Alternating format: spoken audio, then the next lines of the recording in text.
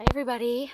It's been a minute since I have made a hide tanning video because in case you haven't noticed, there has been a global pandemic and a social justice uprising, and in Portland we are having an active insurrection, which I support. But today I wanted to show you guys the pit smoking setup that I have going on. I got this idea from a hide tanning teacher that I follow here on Instagram and I'm a patron of. And she goes by Hey Magda Magda. It's Victoria Greba, and I highly recommend, if you're interested in hide tanning, bark tanning, brain tanning, to definitely check out her Instagram and her YouTube channel. But anyway, so I have a very deep smoky hole happening right here. If you can see that. It's not super smoky at this moment. I'm just taking a second to get it smokier. Basically what I did with this little pit smoker is I dug this like 3-foot hole, and then I made like this like little basket on top, and I made a fire, and then I threw on some punk wood and some fresh cedar. My punk wood is not punky enough for this task, PS, but I am getting some smoke, and right now I'm basically just getting the coals going so that there's more smoke. And then what I'm going to do is I've been laying the furs.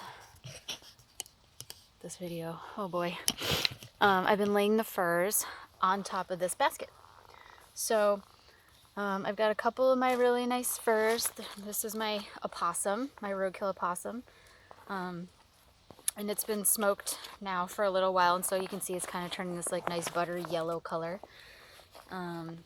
She goes right on there. And then this is like my really nice Wisconsin chunk of raccoon fur. I lost the face and the tail to slippage, but I did manage to get this like one nice piece.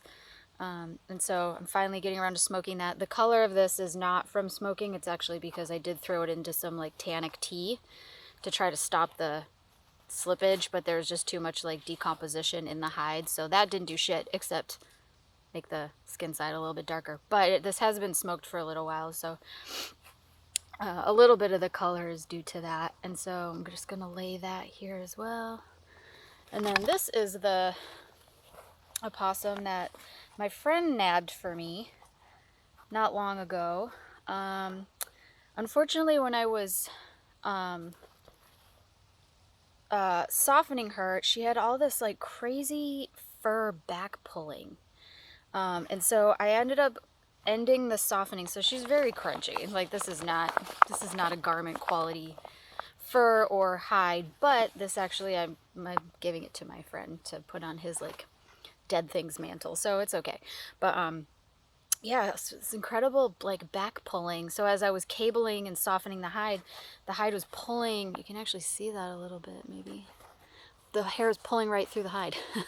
I mean, this was a summer animal, so like, I don't know, is that a thing? Maybe it's a thing. So basically what happens here is that I'm laying the hides. I don't have a ton of smoke going here, so I'm gonna have to add some stuff, but I'm laying the hides over this little basket, making sure that it's not too hot. If your hand feels too hot, if you can't hold your hand underneath, then you're gonna burn your hides, basically. And so yeah, I'm smoking some hides. This is kind of an awesomer setup than my previous one, where I would sew hides into like a giant curtain and then hang them. That works well for like the suspension over the pit with the smoking skirt. I think works really nicely for like deer hides and stuff. I would sew my like little hides into it, and then one day I wasn't paying close enough attention and the whole thing went up in flames. So that's danger. But this is a really deep hole. Like even when my fire was going, my flames weren't even coming close to the hides, so it feels a little bit safer. But yeah, I'm really excited, and I'm gonna turn these hides, this raccoon, into a little like neck cozy, so I'll have a picture of that.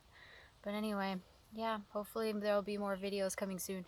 I'm sitting on like a fuck ton of rabbit hides. A friend gave me like bags and bags of rabbit hides, and I just recently butchered some rabbits with another friend, so I'm going to be doing a lot of bark tanning of rabbits, and I'm going to do a little bit of salt and alum and experimenting with that a little bit. I know people use alum as a pickle. I recently just tanned sheep hides for the first time, which was really exciting, and if you follow me on Instagram, then you've probably seen some pictures. And I did the salt and alum tawing on those, and they came out great, so I don't know. I'm excited about mineral tanning. And because I do work with so much roadkill, and it's like a lot of times it's like really sketchy roadkill, I think alum might be a friend. So anyway, thanks.